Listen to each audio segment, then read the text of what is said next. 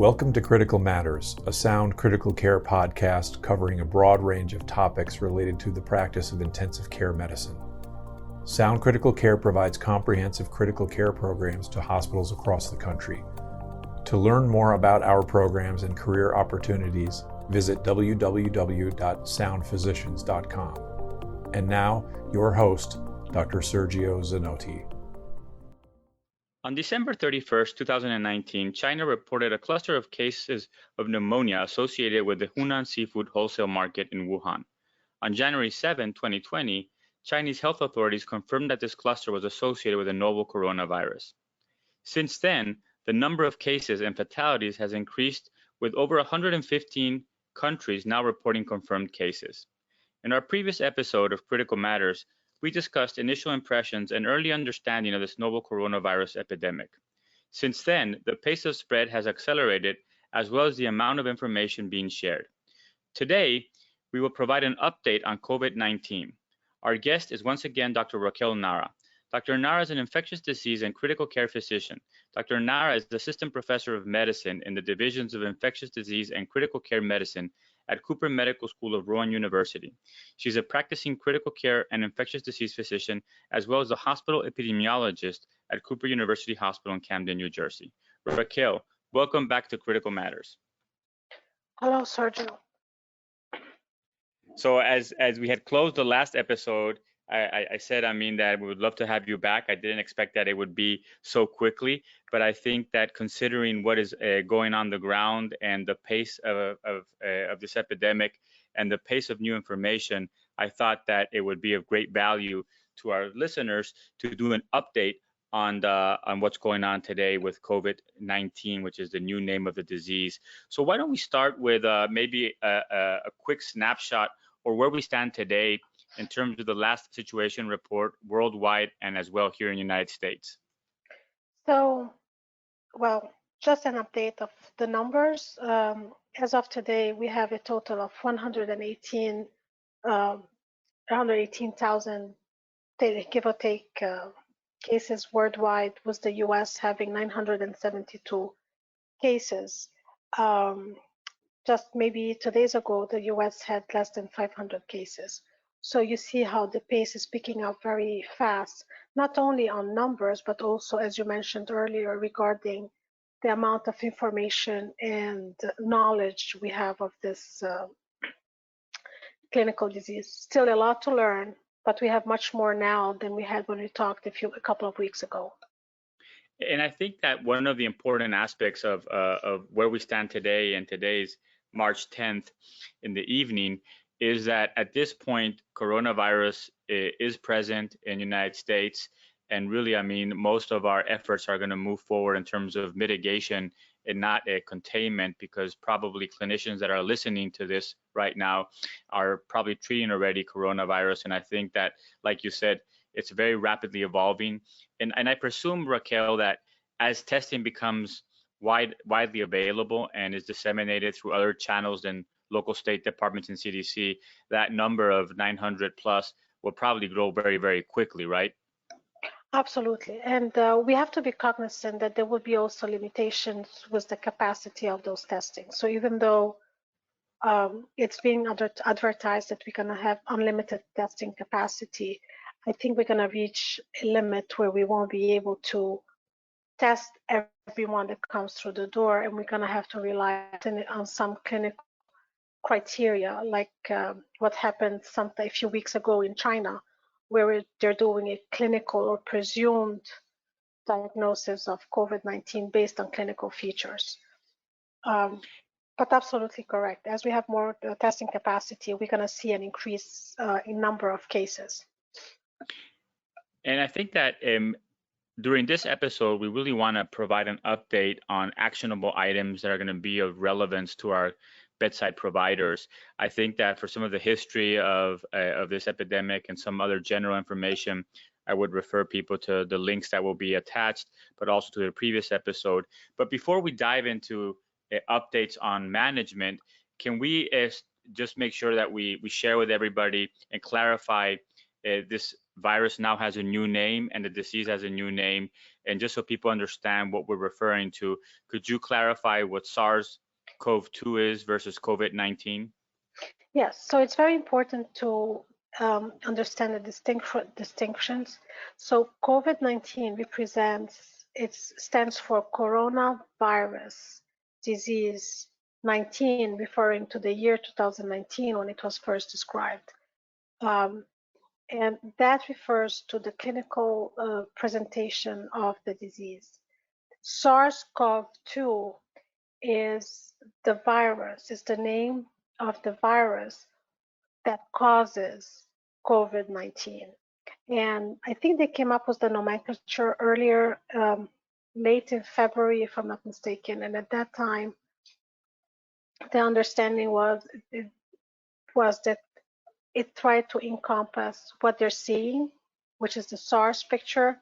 But because we already have a SARS-CoV, which is the etiologic agent of our prior SARS outbreak, this one got the number 2 next attached to it.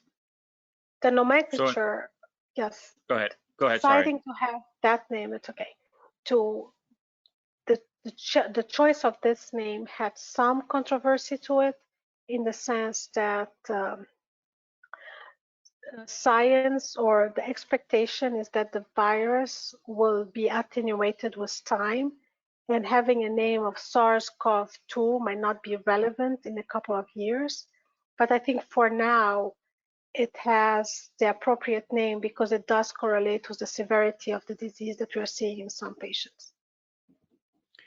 Excellent. So I think to clarify and reinforce, SARS-CoV-2 is the name of the virus, and COVID-19 is the name of the clinical disease that we'll be discussing. So I think for the rest of the podcast, we'll probably be referring to COVID-19 as a term that we'll be utilizing, and it's in reference to the clinical disease that we're trying to identify and that we're trying to treat at this point of the epidemic. So with that out of the way, I think that we can start maybe by talking about triage, which I think is the first point where I think people are having difficulties. And what I mean by triage, I mean identifying patients who might be at risk. I think that initially a lot of the efforts were geared around identifying travel or exposure history. My understanding is, Raquel, that at this point, especially for critical care doctors, anybody who has an undefined severe respiratory illness, which means a respiratory illness that is bad enough to require being hospitalized, is probably at high risk at this point in the United States of having COVID. Could you tell us who we should be suspecting COVID-19 in at this point? Absolutely. So you're right. The new criteria released by the CDC on March 8th expanded the number of people that will be tested. And I'm going to just define them briefly so that we have an understanding of them. So they want anyone with fever or signs and symptoms of lower respiratory illness and shortness of breath. And then the third tier to that will be either they are individuals that are older, above age 65, and individuals with chronic medical conditions, for instance, or immunocompromised, so that will have a higher risk of having a poor outcome. And those higher risks include diabetes, heart disease, being on immunosuppressive therapy, having chronic lung disease, chronic kidney disease, so on and so forth. They also included in patients who are being hospitalized because you need to make decisions regarding your infection control practices. And the third category will be those with signs and symptoms or fever, and any healthcare provider who had been in contact with somebody who had a lab-confirmed COVID-19 patient, or who had a history of travel to one of the affected areas. And those areas are, at this point in time, the CDC is saying Japan, South Korea, Italy, Iran, and China. So once you meet those criteria, then you should start thinking of COVID. I want to point out that the fever they're talking about is a fever of 100.0, which is not very elevated, as you can imagine. So with this criteria in place, you can imagine how broad and how many patients now you're going to be faced with the question that you want to test for COVID-19 or for the virus SARS-CoV-2. And that creates a lot of bottleneck because one, you won't get the results quickly. And two, what do you do with the patient that you are ruling out? And three, you're going to have a lot of people that you have insert some form or sort of precautions, whether it's droplet with contacts, and airborne. And we are facing a reality where we are going to have shortage in PPE.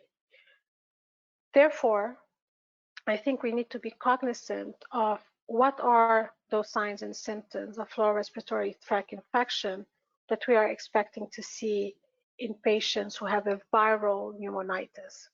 With viral pneumonitis, the findings are very specific. You are looking for specific findings of acute respiratory distress syndrome. You're looking for interstitial lung infiltrates, ground glass opacities on CAT scan. Often those patients will have leukopenia,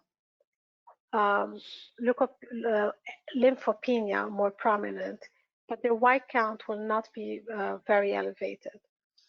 And you will see a procalcitonin that suggests a viral illness. So with that in mind, I think it's important to be cognizant of what are the features that you are looking for, because you cannot possibly test every low-grade fever with some respiratory illness. I can tell Absolutely. you what we are doing. What we are doing in our institution is we are making sure you're rolling out influenza A and B, because we have to remember that we're still in peak season with very high volumes of influenza A and B throughout our state. And if that's negative, we check for viral panels that include parainfluenza, adenovirus, rhinovirus, RSV, human metapneumovirus. And though our panel doesn't have that, I think it's important if we have the ability to check for mycoplasma, PCR, and the ability to check for other viruses like the other coronaviruses, human coronaviruses that have been described in the literature to cause pneumonitis. And if those are negative, then we are taking it to a second tier, where at that point, if we're still suspecting it's a viral pneumonitis, then we call the state to get approval for the COVID-19 testing. And I think that what's important also from the testing perspective is that that's a very dynamic situation. And I wouldn't be surprised if by the time people listen to this podcast, things may have changed locally. So I think it's very important for clinicians to be in touch with their infection control and with their local state authorities to understand what their institution is offering and what are the options for testing. Now, before we move on, what I wanted to kind of re-emphasize or circle back to is two things, Raquel. Number one, from a perspective of a critical care clinician or a bedside provider in critical care, clearly if we see a pattern of fever, bilateral infiltrates, lymphopenia, we should be thinking COVID-19, right? So that's, seems to be a constellation that would be highly suggestive in the current situation of a potential patient. And would it be fair to say that in any case that we are intubating patients with respiratory failure of unknown origin, or that we're unclear what the real cause is, that we should be extra cautious and be using proper PPE? Absolutely. And by proper PPE, I think we need to emphasize what we mean by that. You should be wearing an N95 mask, you should have a face shield, and you should have gown, gloves, and you should don them properly, and you should doff them properly, meaning you remove your gown first, you do hand hygiene, and then you remove your face shield, remove the face shield, hand hygiene, then remove your N95 and do hand hygiene. You want to do absolutely the right order and perform hand hygiene between steps so you are not contaminating yourself. And I think that that's a super important topic in terms of like the power of proper hand hygiene, which is defined as a good water and soap for 20 seconds or more, including your thumb, which I think often people neglect, or using an alcohol-based product with 60% of alcohol or higher for 30 seconds at least, and leaving it to dry by itself. So I Correct. think not only is that important, but like you said, I think, and this is something that I know for a fact because I've observed providers, we usually don't remove our PPE in the right order, and we don't use hand hygiene in between every step. So this is not the time to be in a hurry. And I think that as leaders at the bedside, we should be encouraging our teams to do the proper steps and to do it slowly and to make sure that they're doing the proper hand hygiene in between each step. Now, Absolutely. I think this is a great opportunity to talk about infection prevention and control and what is new or what has changed. So I think that one of the items that I think needs to be emphasized over and over again is that as in any infection, step one is source control. And what does that mean in COVID-19? It means putting a mask on any suspected patient, right? Absolutely. And I'm going to take you a step further. So I think putting the mask on the patient is number one. Intubating a patient if needed, and we can talk about this a little bit later, is another form of source control. And I think we need to mention that when we start talking about modes of ventilation, whether we're doing invasive or non-invasive ventilation of those patients. So masking your patient, rooming your patient, or if you don't have a way of rooming a patient, and you don't have a good triage, I didn't mean good triage, like a triage was a good aeration system, having maybe the patient wait in the car and then you call that patient in when you're ready for him to be examined, as opposed to leaving the patient in your waiting room. If you are able to separate your influenza-like illnesses from your general population, then you don't need to go to those extreme measures. But if you don't have such a capacity, that wouldn't be a bad idea to take the patient to make him wait in the car if you don't have an available room for the patient to be roomed immediately, even before registration, into a room. And then you can take the registration either by phone and then have him sign the HIPAA forms. Later, when the physician or the nurse go there to either talk to the patient or get vital signs, they can make the patient sign those forms. Those are important steps to think about because you want to protect your force. You want to protect your healthcare providers and you want to protect your ancillary service, and you don't want to expose them. And does that apply? I think that we'll get there in a second, but I guess one of the things that I'm hearing is like people should start thinking as the numbers increase of what are also mechanisms of cohorting these patients either in ED areas or in ICU areas, so that we put them, if we have 2 units, maybe one of them is dedicated to the COVID patients. Because right now the recommendation, Raquel, is to use droplet precautions, contact precautions, and place these patients in airborne isolation rooms. But I suspect that as the numbers keep increasing, we're gonna outsource we're gonna run out of airborne isolation rooms. Could you tell us what the current recommendations are for isolating these patients? So, and I'm glad you mentioned, as before we started this podcast, I was browsing over the CDC guidelines. They just released a interim practice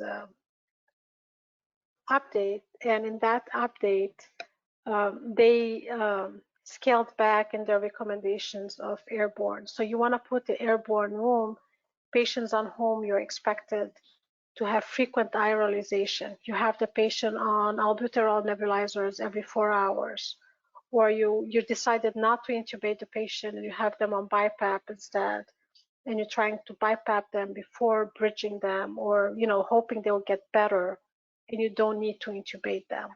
And we talk about that because I don't think it's the right way of doing it, but this is the practice that we've been doing for a long time, where we try to avoid mechanical ventilation in most of our patients if possible. So for those patients, you want them in negative pressure rooms. Every other patient, like the intubated or the one that can't tolerate to have a face mask in their face, those patients, you can have them in droplet and contact precaution. And even though we do believe that the mode of transmission is droplet, the capacity of aerolized procedures to generate small particles that can infect the healthcare providers is not fully understood. And therefore, at this point in time, when you are performing such procedures, I think it's important to have the N95. I would like to mention what those procedures are since we are on the topic. And those, I think we touched on them a little bit last time we talked, but I think it's good to remind everyone about them. Absolutely. If you are performing resuscitation, CPR, it's important that you have your N95. Make sure you limit the number of people around this bed that you are resuscitating. You should also tracheal intubation, as we mentioned. This constitutes a manual ventilation before intubation. The ambu bag or bag mask ventilation that can generate a lot of aerosol and contribute to transmission. As we mentioned before, non-invasive ventilation and tracheostomy. So those would be the procedures that have been associated with healthcare providers being infected with the SARS-CoV, the first one. And we think it's the same process for SARS-CoV-2. So I would highly emphasize to make sure you protect yourself. Having the right PPE will preserve your healthcare providers, meaning you will have less exposure, and if you have less exposure, you are less likely to quarantine an exposed healthcare provider. So I think it's important. I think that super important. And I think it's also important to emphasize, Raquel, that right now, the most important precaution is preventing droplets, which we do through droplet and contact precaution and proper donning and removal of PPE with hand washing. Now, initially in the epidemic, airborne isolation or negative pressure rooms was recommended, but like you said, right now we are going to be in a situation where that's not going to be enough. So also considering what are the known patterns of contagion and what are the high-risk procedures, intensivists and ED physicians should prioritize airborne isolation or negative flow isolation for patients in whom they're intubating, patients who are on high aerosolized situations. Like you said, we'll talk about that a little bit later, BiPAP and high flow oxygen. But it is okay by CDC recommendations at this point to have patients who are intubated, who are not receiving these procedures in a non-negative pressure room. Is that correct? That's absolutely correct. And if you look at the WHO guidelines, they're more lax than the CDC guidelines, where they only emphasize that the provider put an N95 mask, even if the patient stays in a droplet contact precaution type of situation. If you are doing nebulized treatment to the patient, then you make sure that the provider performing the procedure, the nebulization, puts on the N95 with the face shield. So even though certain places in the US adopted the WHO recommendations because they are, in a way, they're less strict. They allow you to preserve some of your PPE. They seem to be protecting healthcare providers, and at the same time, they take into consideration the limited numbers of airborne rooms we have. Like most units don't have more than 2 negative pressure rooms. So I give you, for example, our unit, we have 2 rooms that are negative pressured. in our medical ICU.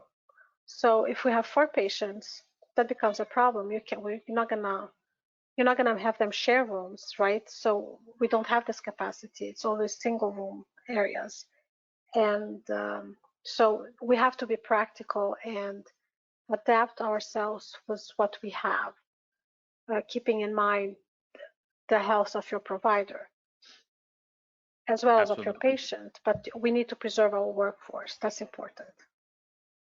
That's, I think, an important point. And I think that what we just discussed, Raquel, also illustrates to our audience the rapidly evolving nature of this situation and how information is literally being updated by the hour with guidance and as the situation on the ground evolves, but also as we get better information. But I think that as clinicians and leaders at the bedside, we should try to have the best information available and focus on the things that we know or believe are probably much more relevant. And I can't overemphasize that for protecting the healthcare providers, it is the proper hand washing and proper PPE use that is most important. And the N95 masks are very important in these high risk situations like intubation and evaluating patients with on BiPAP, which we'll talk about, bronchoscopy, which I don't think really is indicated for these patients at this point, and other situations that you mentioned. So let's move on, Raquel, to diagnosis. We talked about what are some of the reasons to suspect COVID-19, and we talked a little bit about how you might proceed.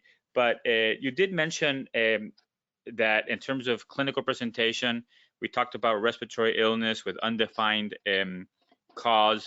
We talked about possible bilateral infiltrates. We talked about lymphopenia being something that seems to be common and characteristic. Even if patients have a mild leukocytosis, they might still have lymphopenia. You did mention procalcitonin, and I just want to make sure that the audience is very clear on this. You were referring to a normal procalcitonin, which is what we see usually with these viral diseases. Absolutely. Is there anything else that you want to mention in terms of diagnosis? So I think it's important to mention that the imaging has been shown that a CAT scan is a normal CAT scan almost rules out COVID-19.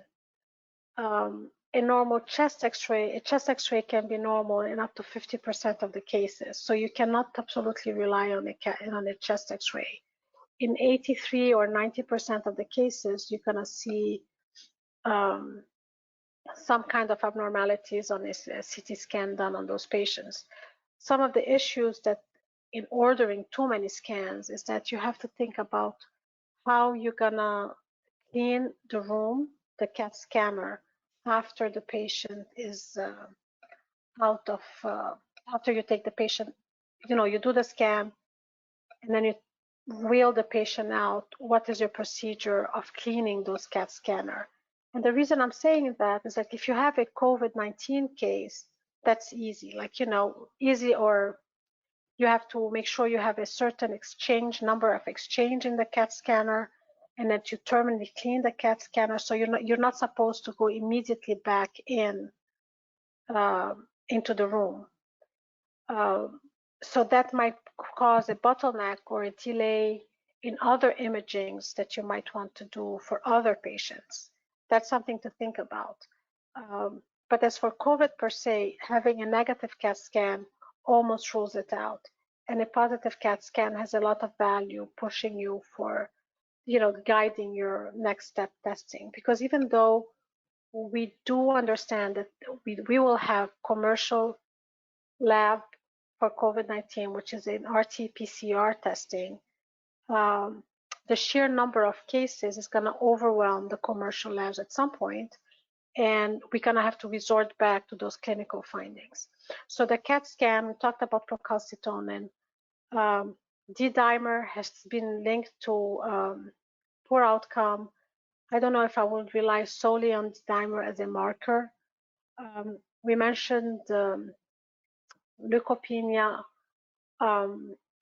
Most of those patients that have some increase in their liver function, AST and ALT, and The other one would be the procalcitonin, as we said. CRP tends to be elevated in those patients. I would not recommend checking all of those. We check, for instance, procalcitonin. You can also check for, make sure you've ruled out other etiologies. So it's important, if you're just relying on your chest X-ray, to check a proBNP, because sometimes if you have, you can have an MI and have a low-grade fever. So a temperature of 100.0 in a patient who just had an acute MI would not be unheard of. So that's something to keep in mind. Check your proBNP, make sure there's no heart failure to explain those interstitial infiltrate on the chest X-ray. And I think that that's an important point, in terms that a lot of these cases, when we first evaluate them, are going to be undefined in terms of their etiology. We might be suspecting COVID-19, but we also have to check for everything else, like you mentioned, not only getting appropriate viral panels, but also getting regular blood cultures before we give antibiotics. This could be bacterial, making sure we're ruling out cardiac causes, and just with the history, trying to figure out, could there be some other cause. So doing the usual things that we do to diagnose these patients with respiratory failure is going to be also very important, and make sure that we are identifying cases that are not related to COVID-19, because we will still see patients who will come with other causes of respiratory failure, and I think it's important to recognize those. Mm-hmm. Why don't we Absolutely. move to talk about early supportive therapy, and just in terms of some recommendations, and we can then talk of the management of hypoxemic respiratory failure with ARDS in these patients, which I think is what most of our ICU friends and audience is gonna have to deal with. So in terms of early supportive therapy, obviously oxygen is going to be a mainstay of therapy. Start supplemental oxygen, trying to keep the sats over 90% for most adults, and over 92 to 95% for pregnant patients. Although I do understand, Raquel, that we don't really have a lot of guidance or specific literature on pregnancy, right? No, we don't. All the literature that I could pull, or recommendations that I could pull from the CDC, are some guidance on postpartum lactation, and mostly referring to lactation. I think that an important point in this patient, and I want to see your opinion, is that since we're still evaluating them in the early phases, early use of empiric antibiotics as per sepsis protocols would be appropriate. And as we wait for cultures and try to figure out what's going on, I think that's important, not because we think there's a high risk of superinfection, but because we don't know if these patients might be coming with bacterial pneumonia, right? Correct. And my understanding, Raquel, with the superinfections is that, with the exception of the Chinese series, which had an increased risk of gram-negative rods and fungal infections, we're not seeing a very characteristic or high incidence of superinfections. And some people believe that in the Chinese series, that might have been driven by the high use of corticosteroids. Is that what your read is, and what your understanding is currently? So unfortunately, and that's one of the things that I'm trying to wrap my head around, is that we don't have a lot of peer-reviewed data coming out of the US so far, even though we have 972 cases, and we do have some experience with, we know we do have big focuses in the West Coast. Nothing came out officially from the CDC telling us what's happening, how they're treating those patients. From the grapevines and different conferences that has happened in the West Coast, as you said, we don't see a lot of nosocomial bacterial pneumonia, at least not to the same extent that we were seeing in with influenza. And I absolutely believe that the gram-negatives and the fungal infections that you are seeing with the Chinese cohort is more related to the early use of corticosteroids. You have to understand that the corticosteroids tend to make the patient respiratory oxygenation improve, but that has been associated, that's at the cost, and the cost is you are shedding more of the virus. And this is why the CDC came out with an absolute recommendations of not using steroids unless you absolutely need it for some other condition on the patient. Let's say the patient is now in septic shock from some, or the patient is showing shock symptoms and you want to start steroids for adrenal support, or the patient has chronic adrenal insufficiency and you need the steroids, the stress dose of steroids. So in certain situations, you might want to use your steroids, but not to use a steroids on every single patient you have. Yeah, and I think that this is something that I'm seeing more and more being overemphasized, is that the use of corticosteroids is not recommended and that could be detrimental to our patients. So I think that, like you said, if you have a very specific indication, you might consider it. But I do think that we have to be careful with a report suggesting that because it's a very high inflammatory disease, that an anti-inflammatory such as steroids would be helpful. Mm-hmm. Absolutely. Let's talk a little bit about the management of the respiratory failure per se. And I think that you talked a little bit earlier, Raquel, about the potential perils of using either non-invasive ventilation via BiPAP or via high flow oxygen such as vapotherm, in terms of the potential to disseminate droplets and create a high aerosol situation that could facilitate contagion. I think that that is one reason why some people are a little bit hesitant. But I also think that it's important to point out to our colleagues that in most of the series that have been published, the critically ill patients, there's a high failure rate with non-invasive ventilation.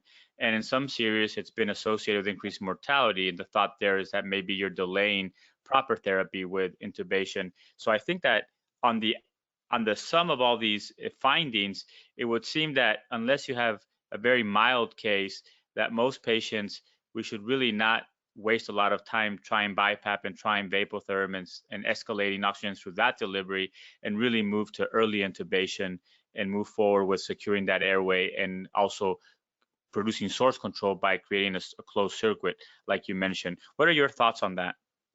What you said is absolutely correct. So you have to think about how the disease progressed. So think that one, we're only providing supportive care. We don't have so far. So there is some studies ongoing now for remdesivir and its usage in patients to prevent, to halt the progression. And some of the findings, the early results seems to be very encouraging. However, we don't have a MNSA. So this is only obtained right now via compassionate use or via through a trial. So with that in mind, now you have a disease which progression seems to be once you get to the lung stage and you are progressing into ARDS, but you cannot treat the etiology of this ARDS. So with that concept in mind, it doesn't make sense to me that you would support the patient with non-invasive ventilation. If you don't have a way of halting the progression of the disease or the virus, you're going to have to provide maximum support to get the body to heal itself. With that in mind, that's why, to me, mechanical ventilation an early mechanical ventilation with intubation will not only have good practices in the sense preventing the shedding of the virus, but it also will allow you to provide optimal support to the patient and doing what we know works, low volume ventilation as proposed by ARDSNet. So I think moving through those is very important. And understanding that that concept makes you accept the fact that we're not going to do the usual way, which is try to avoid intubation of the patient. We're going to move the other, intubating. Move quickly to intubation. I think that's an important point. And I think that the other point that I'm going to make, and this is food for thought for our audience, because I think there's no guidance on this and there is no literature on this, but historically, I think a lot of providers and clinicians have utilized BiPAP and non-invasive ventilation as a mode of ventilation, especially in patients who do not resuscitate, do not intubate, or who we might be putting certain limits on care.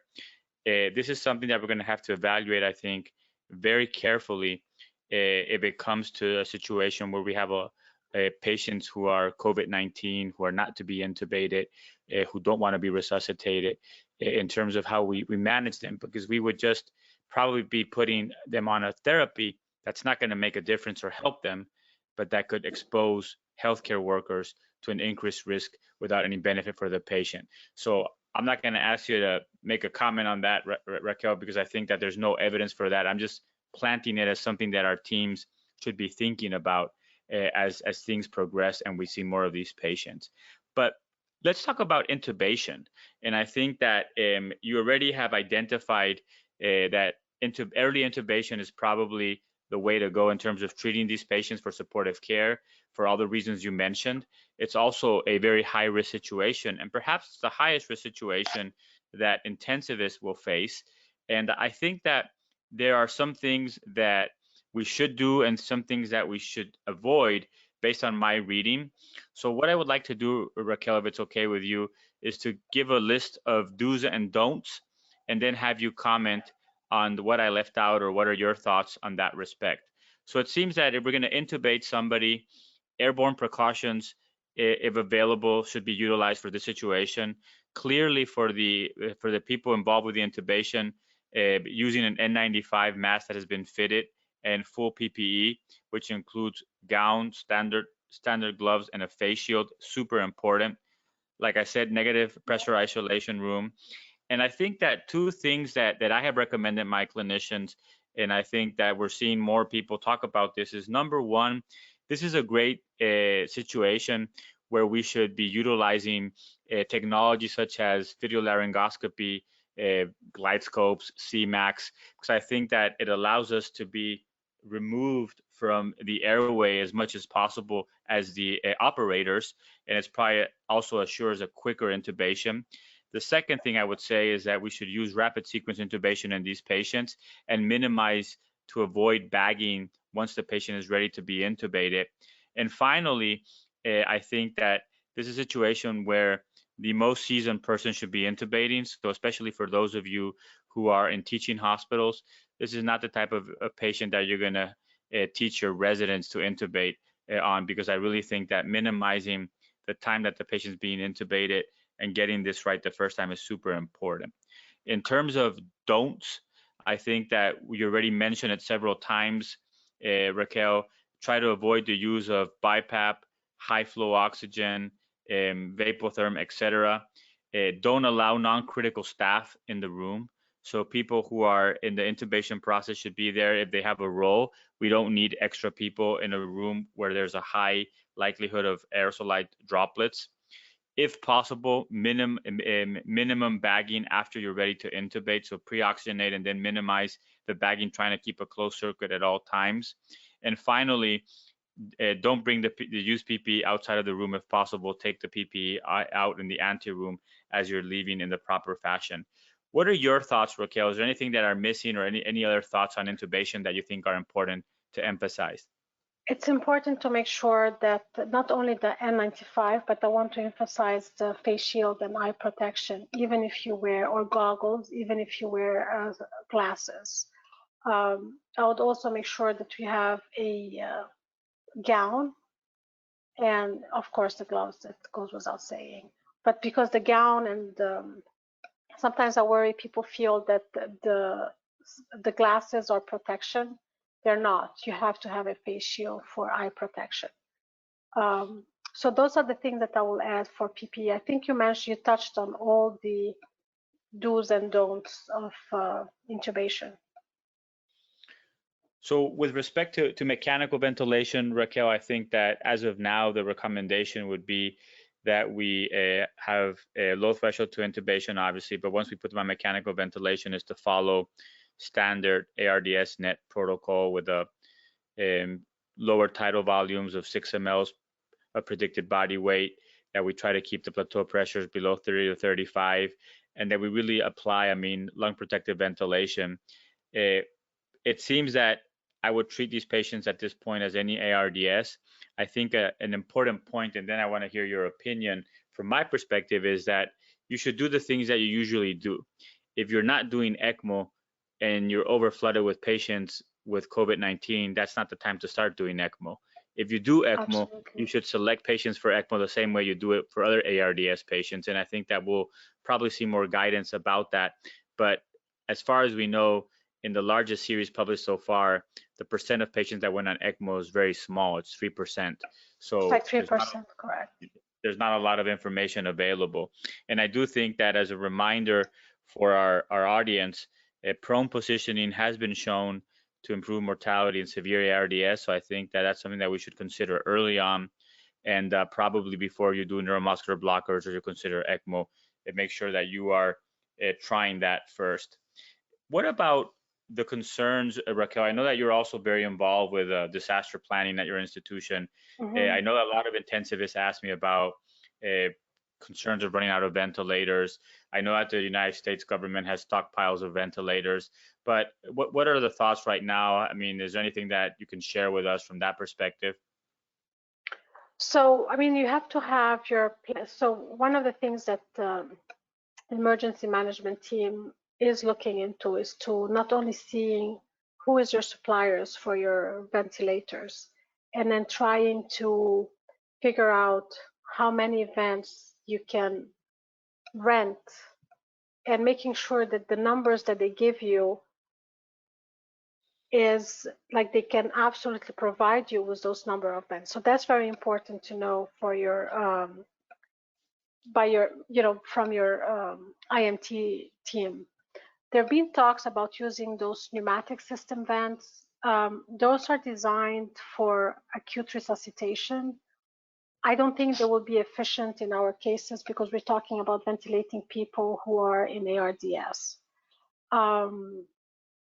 So short of having, we might need to recycle older vents. That's something that's been discussed. Short of having a supplier or knowing who are your sources, whether it's federal sources or getting in touch with the government or your state to have a plan in the event you are short of ventilator. And that's something your administration or your IMT team needs to be thinking about, as opposed to, you know, the clinician. Like, we should be worrying about our patients, and raise the question to your leaders so they start thinking. Because remember, some of your leaders are not physicians and they might not think about those some details. Like, for instance, they offered us to have those pneumatic vents, which is they cannot support high peeps, and they won't beep if there is a loss in pressure, so on and so forth.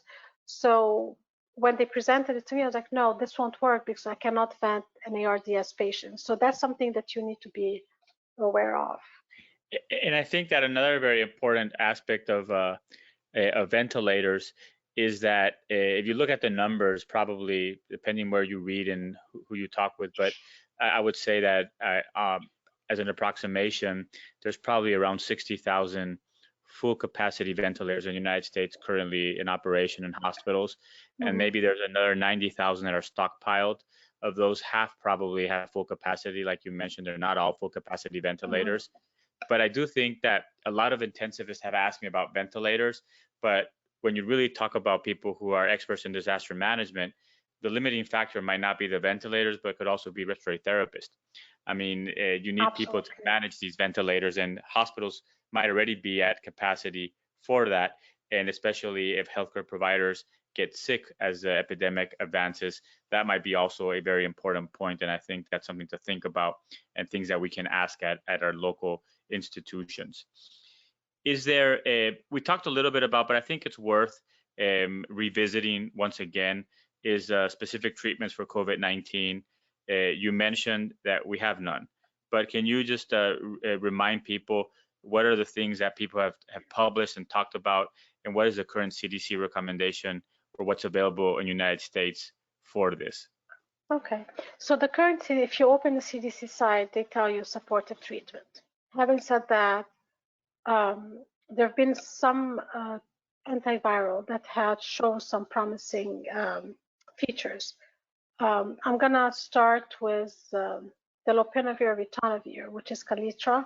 This is a protease inhibitor combination that have shown during the SARS outbreak that it has good, it works. And it was actually two trials. They were retrospective. The first one used lopinavir 400, ritonavir 100, orally twice a day. They showed that the death rate with the treatment group was 2.3% versus 15.6% for the control group. And then the rest rate of the lopinavir ritonavir rescue group was 12.9%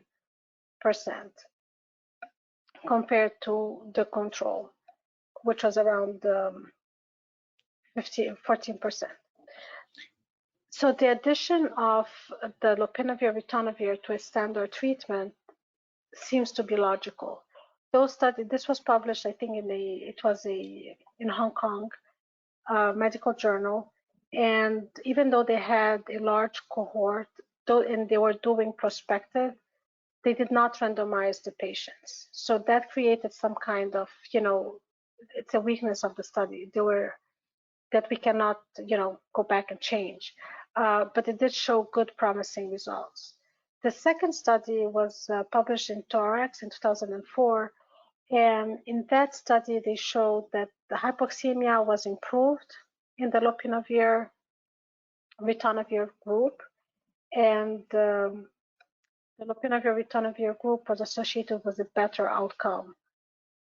But this was a study that looked at the historical controls, so there was no randomization, and that's the caveat in there. So it could be that the positive effects of the lopinavir ritonavir were exaggerated by the very poor outcome that the control had. It was not the same time, not the same era, not the same way of managing things. So you cannot tell whether if it was the effect of lopinavir versus change in practice. So those are two studies. There is currently a study, I think, going on in Taiwan and one in, I think, South Korea regarding lopinavir and ritonavir. So more to come in those studies.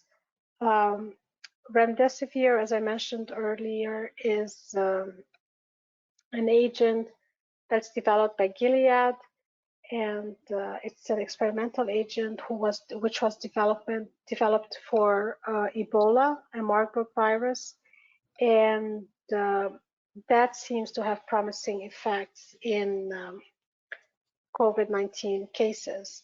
There is two trials ongoing in the US right now, one which is initiated by the NIH, and it uses remdesivir versus placebo.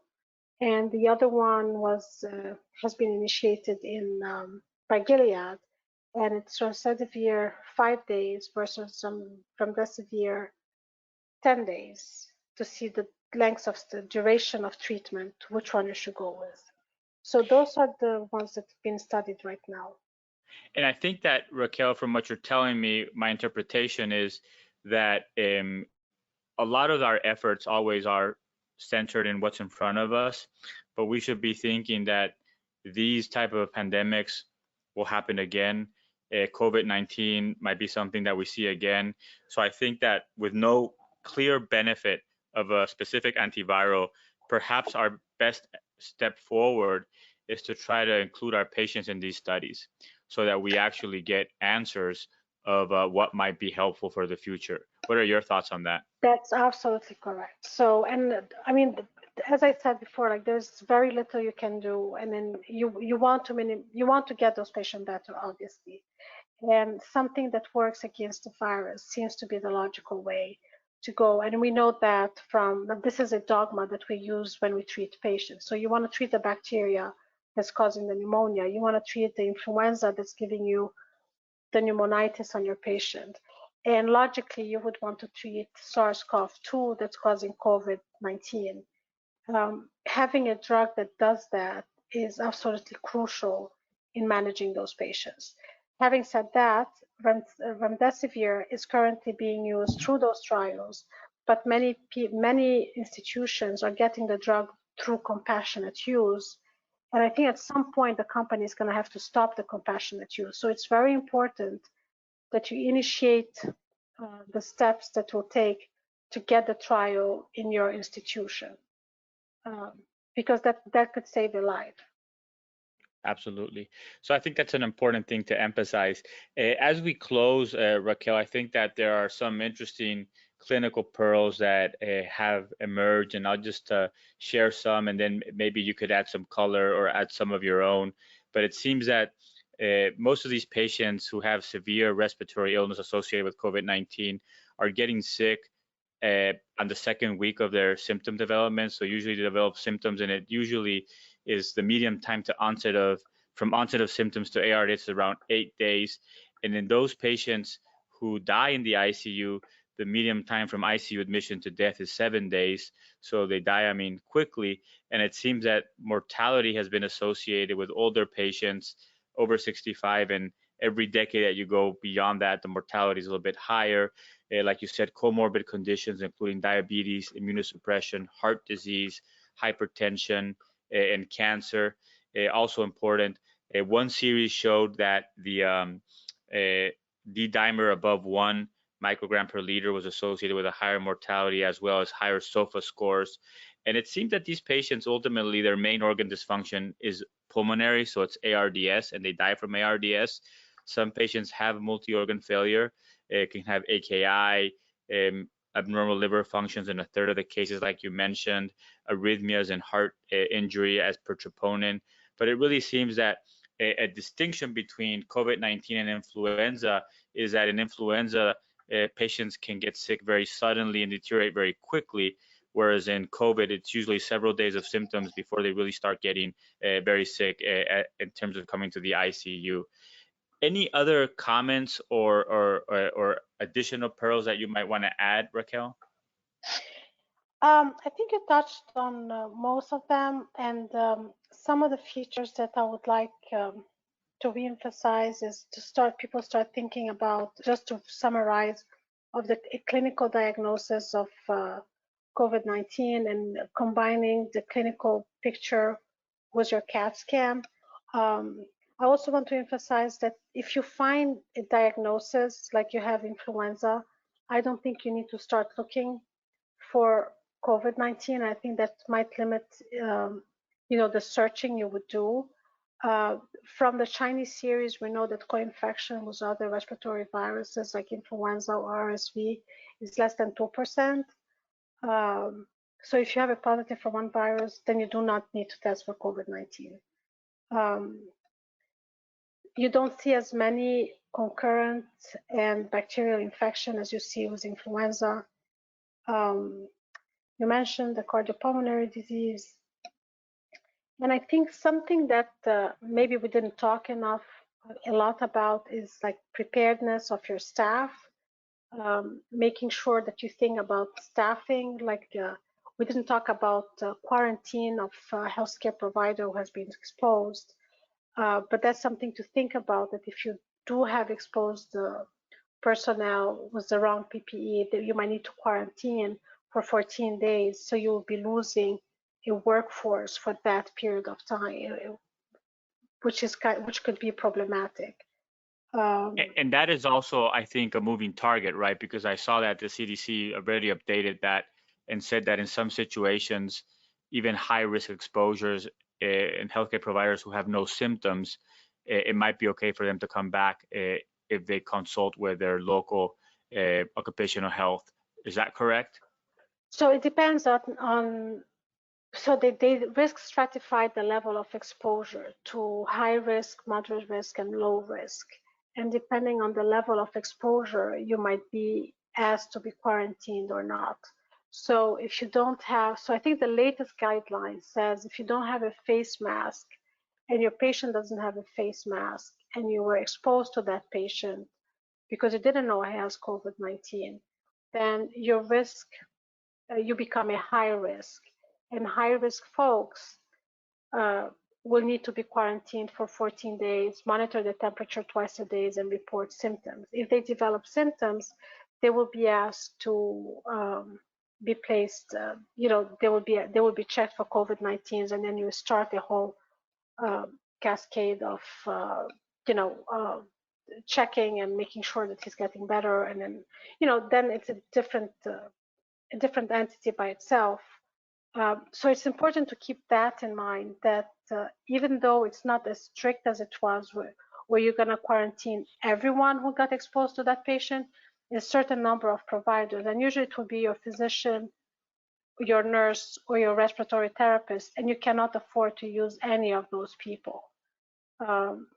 So it's important to keep that in mind.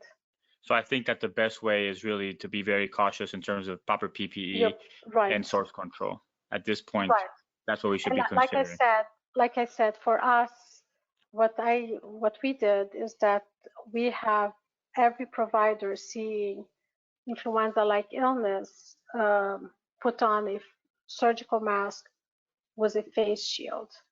I've heard of some institutions that are having any admission for the first 48 hours. The patient will go, the physician, when they go and see the patient, or the nurse will have to put the face mask and the surgical mask. So there is every place is improvising because we're not getting clear guidance. What we decided to do is what will make sure that we can keep our workforce in a hospital, not at home. And that's why we did the face mask with the face shield, seeing any influenza-like illness. So you need for that a proper triage. So you need to be able to have those patients go to a separate area and so on and so forth. So Raquel, I really appreciate your time. I think that obviously there's a lot of moving parts. I think that people should stay informed. In our previous episode, we mentioned some good sources of information. I will link those to this episode once again so people can be updated on that. I know that you've been very busy the last couple of weeks, and I really appreciate your willingness to get back on the podcast and share with us some of your thoughts. And without further ado, I just want to thank you, and we'll stay in touch, and stay safe. Thank you. You too, Sergio. Thank you. This is Sergio again, and just wanted to close this episode. I think that, as I mentioned with Dr. Nahra, there's a lot of moving parts, a lot of information coming in at a very fast pace.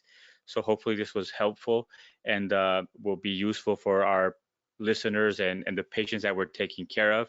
As many of our listeners know, we traditionally end the podcast by asking the guest a couple of questions unrelated to the topic. We had done that last week with Dr. Nahra, and I wanted to respect her time, but I do think that it would be worth sharing with you my answers to those questions within the context of what's going on with COVID-19. So I think that in terms of a book that I would read now and gift now to a lot of our friends who are in the midst of dealing with this epidemic, it would be a book called The Obstacle is the Way, The Timeless Art of Turning Trials into Triumph. And this is a book by Holliday. It really speaks about the application of Stoic philosophy to problems in life. I think a lot of the teachings from the Stoics would be very relevant and very useful for what is going on right now, especially the principle of trying to focus on things that we do control as opposed to those that we don't control. And I do think that despite all the uncertainty, there are definitely things that we do control and that we can utilize and make a difference for our teams and for our patients. For the second question I usually ask, which is, what do you believe to be true that most people don't believe? I think that I would emphasize, I do believe that hand washing is the single most important thing that we should be doing right now, and that we should be taking it very, very seriously in terms of not only what we do at work, but promoting it within our teams, but also in terms of the quality of our hand washing.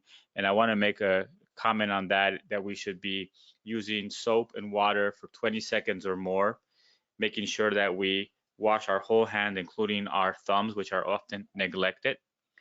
I think that if we use alcohol-based products, re-emphasize alcohol-based products with 60% or more of alcohol for 30 seconds or more, and for the alcohol product to dry by itself. And finally, I think a point that we mentioned in the podcast that is extremely important is that when we are removing our PPE, we do it in the right order, and that in between each step, we do proper hand hygiene. I can't overemphasize how much that would help if everybody did it the right way. And I do believe that sometimes simple interventions done well have the greatest impact on very complex problems. And that is something that I think a lot of people, whether they believe it or not, don't actually act like they do. And the final question I usually ask my audience, my listeners, is what would they want everybody in the audience to know? And I think that it would be that in this situation, calmness is contagious, that as bedside clinicians, we are leaders for our teams, and that we should take a deep breath, pause, make sure everybody is safe, and really show people the way forward. It's the only way that we're going to get over this and future challenges in healthcare. And I think it's an opportunity for clinicians to be leaders at the bedside and really make a difference.